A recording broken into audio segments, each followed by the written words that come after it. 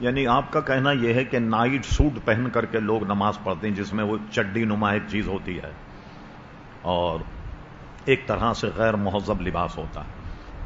اصل میں اللہ تبارک و تعالی نے لباس کی تعریف میں فرمایا کہ آدمی کے لیے اللہ نے یہ لباس زینت کے لیے پیدا کیا، انسان کی زینت بھی۔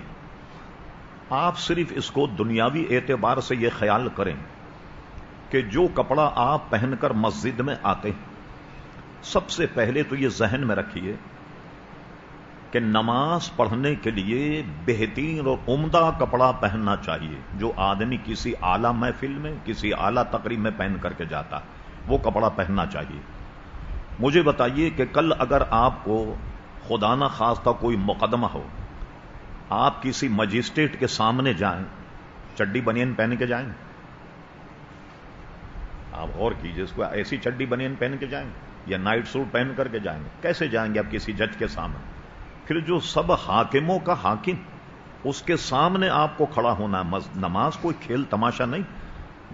پھر مجھے بتائیے کہ پوری زندگی میں ہم زکوٰۃ تو وقت پر دیتے ہیں، حج بھی ایک وقت ہے پوری زندگی میں ایک مرتبہ، روزہ ہم رکھتے ہیں سال میں ایک مہینے کا، زکوٰۃ جب دیں گے زکوٰۃ واجب۔ رات دن جو ہمارے لیے کام فرائض ہیں وہ سوائے نماز کے کیا، اس کے علاوہ ہم کیا کرتے ہیں؟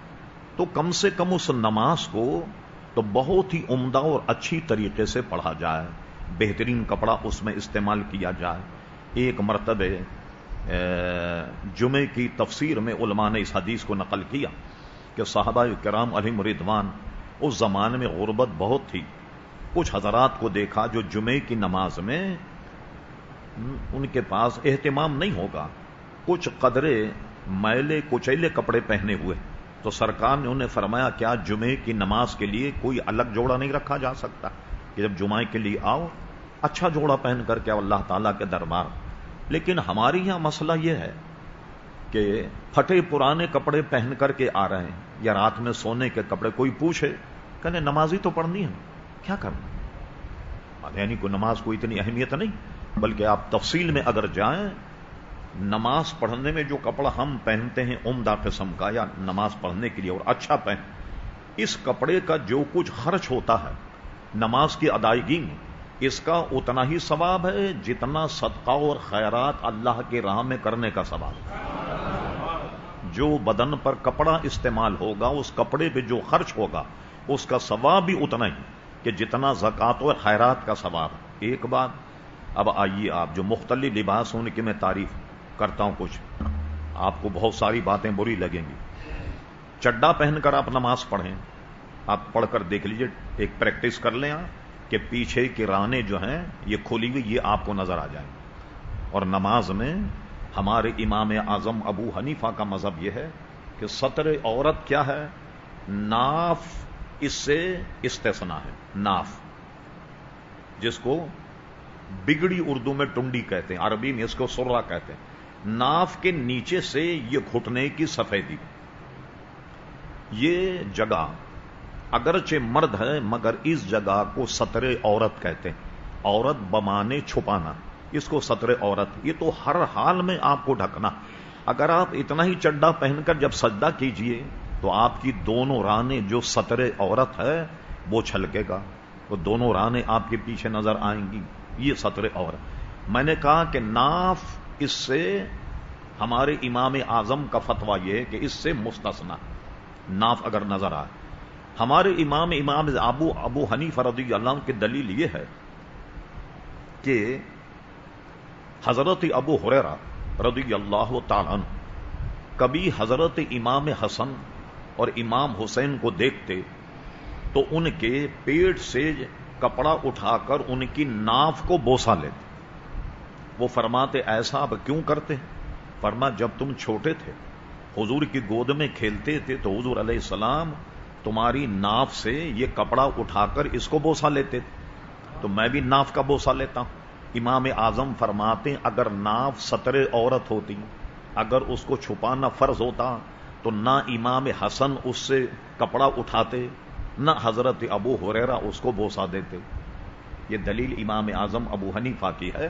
یہ ناف کا استثناء، ناف کے نیچے سے یہ دونوں طرف کے کولے، یہ ساری رانیں پیشاب وغیرہ کی جگہ یہ سارے عضو ملا کر کے فقہاء کے نزدیک 8 بنتے ہیں، اور اعلی حضرت فاضل بریلوی نے پوری تحقیق کرنے کے بعد یہ اعضاء 9 شمار کیے کہ جن کا چھپانا ہر حالت میں جو ہے وہ ضروری۔ اب ان میں سے کوئی سطر اگر کھل جائے اور وہ چوتھائی کے برابر یا اس سے زائد، نماز فاسد ہو جائے گی۔ اس میں اتنا اہتمام ہے کہ عورت اگر نماز پڑھے اور اس کا کان اگر نماز میں کھل جائے نماز فاسد ہو جائے گی۔ یہ گردن بھی سطر عورت، مرد میں تو 9 اعضاء ہیں اور عورت کا تو پورا بدن ہی سطر عورت، پیچھے سے گردن اگر کھل جائے تو بھی نماز فاسد۔ یا اتنا پتلا روپٹا ہو کہ بال چھڑکنے لگ جائیں، یا اتنا باریک پاجامہ ہو جیسے آج کل چلا کہ جس سے پیر چھلکنے لگ جائیں، ان تمام صورتوں میں خواتین کی نماز فاسد ہو جائے۔ اس لیے ہمارے یہاں بہت ساری روایتیں بہت اچھی ہیں، میمنوں میں نے دیکھا کچھ برائیاں بھی ہیں کچھ اچھائیاں بھی ہیں۔ کسی زمانے میں میمن برادری میں کوئی پڑھے لکھے مولانا آئے ہوں گے، انہوں نے یہ مسئلہ بتایا۔ تمام میمن حضرات میں جا نماز ہی میں ایک نماز پڑھنے کا کپڑا لپیٹ دیا جاتا ہے کہ جب بھی نماز کے لیے کھڑے ہوں تو پورے کپڑے کو اس طریقے سے لپیٹ کر جس میں منہ کی ٹکلی جو ہے وہ کھلی رہے، کان بال وغیرہ جو ہیں وہ سب ڈھک جائیں اور نماز پڑھیں۔ چلیے کم سے کم نماز تو ہو گئی، اب نماز کے بعد جو جی چاہے کریں۔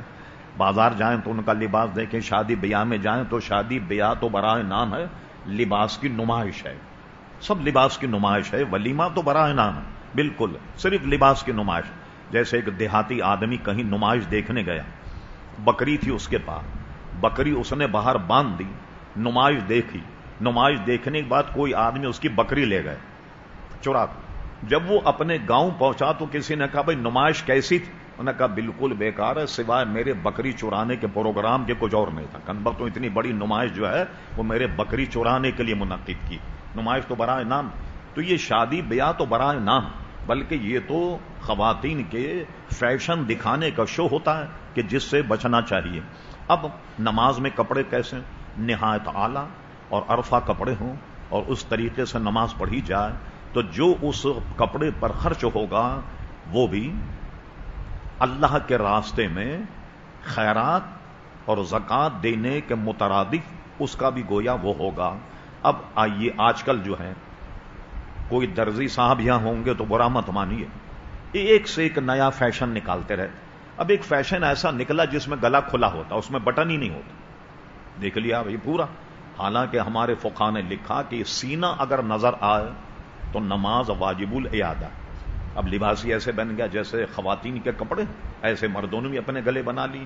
اب اگر یہ سینہ نظر آیا تو ظاہر ہے کہ وہ کیا کہتے ہیں نماز اس کی جو ہے وہ واجب الاعادہ ہوگی۔ تو کپڑے اچھے پہنے جائیں، بہترین کپڑے پہنے جائیں، اس لیے کہ ہم اللہ تبارک و تعالیٰ کے دربار میں جو ہیں وہ کھڑے ہو رہے ہیں۔ اب آپ دیکھیے ننگے سر نماز پڑھنا بھی ایک عام رواج بن گیا، حالانکہ حضور علیہ السلام نے سوائے احرام کے، احرام میں سر پہ کپڑا ڈھکنا جو ہے وہ منع، احرام کے علاوہ تمام عمر زیادہ تر تو امامہ باندھا، اور امامہ بھی ایسا جس کے نیچے ٹوپی، اور حضور علیہ السلام اور صحابہ کرام علماء مجتہدین سے ٹوپی پہننا بھی ثابت۔ چلیے ہر آدمی امامہ نہ باندھے مگر کم سے کم ٹوپی پہن کر نماز پڑھے۔ اور میں گزارش کروں گا، پھر میں کہوں گا ناراض مت ہوئیے گا، جتنے نمازی ہیں کم سے کم اپنی جیب میں کوئی ٹوپی ضرور رکھا کریں۔